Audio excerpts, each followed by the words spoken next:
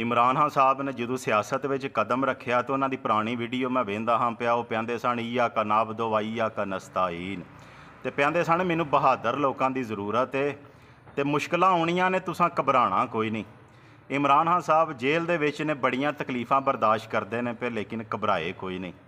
ਮੇਰੇ ਪਾਕਿਸਤਾਨੀਓ, ਇੱਕ ਦੋ ਦਿਨ ਪਹਿਲਾਂ ਇੱਕ ਅੰਕਲ ਨੇ ਉਹਨਾਂ ਮੇਰੇ ਖਿਲਾਫ ਨਾ ਵੀਡੀਓ ਅਪਲੋਡ ਕੀਤੀ ਹੈ, ਵਿੱਚ ਉਹਨਾਂ ਗਾਲਾਂ ਵੀ ਕੱਢੀਆਂ ਨੇ ਮੈਨੂੰ ਕਿ ਮੌਲਵੀ ਮਸਜਿਦ 'ਚ ਬਹਿ ਕੇ ਵੀਡੀਓ ਬਣਾਉਂਦਾ, ਸੁਨਤੇ ਰਸੂਲ ਇਹਨੇ ਰੱਖੀ ਹੈ ਤੇ ਝੂਠ ਬੋਲਦਾ ਵੇ।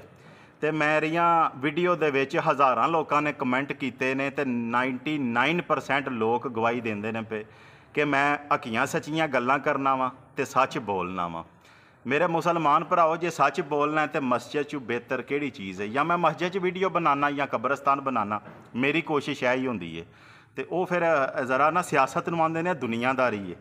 ਸਿਆਸਤ ਦੁਨੀਆਦਾਰੀ ਨਹੀਂ।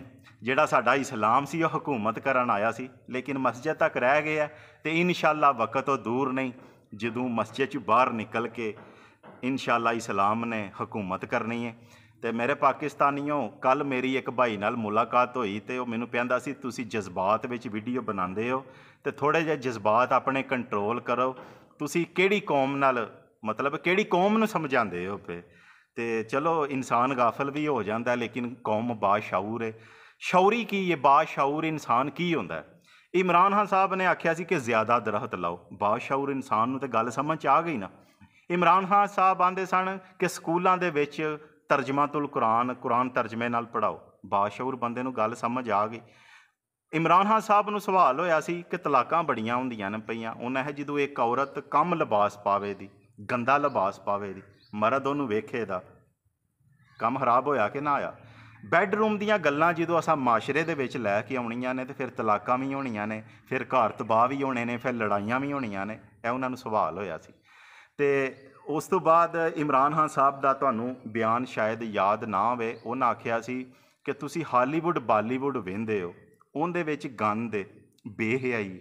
ਮੈਂ ਤੈਯਬ ਉਰਦਗਾਨ ਨਾਲ ਗੱਲ ਕੀਤੀ ਹੈ, ਅਰਤਗੁਲ ਗਾਜ਼ੀ ਲੈ ਕੇ ਆਉਣ ਲੱਗੇ ਆ ਪਾਕਿਸਤਾਨ 'ਚ ਚਲਾਉਣ, ਤੇ ਤੁਸੀਂ ਉਹ ਵੇਖਿਓ, ਉਹਦੇ 'ਚ ਗੰਦ ਕੋਈ ਨਹੀਂ।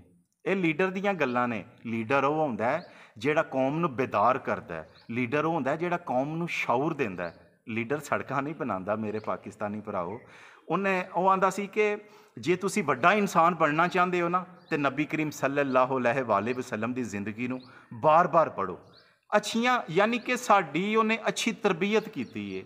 ਸਾਡੇ ਬੱਚਿਆਂ ਦੀ ਉਹ ਅੱਛੀ ਤਰਬੀਅਤ ਕਰ ਸਕਦਾ ਹੈ। ਉਹ ਅੱਛੀਆਂ ਪਾਲਿਸੀਆਂ ਦਾ ਇਸਤੇਮਾਲ ਕਰ ਸਕਦਾ ਹੈ। ਵੇਖੋ ਜੀ, ਲੋਕ ਸੜਕਾਂ 'ਤੇ ਸੌਂਦੇ ਨੇ ਪਏ, ਉਹਨੇ ਇਹੋ ਜਿਹੀ ਪਨਾਹਗਾਹਾਂ ਖੋਲ੍ਹੋ।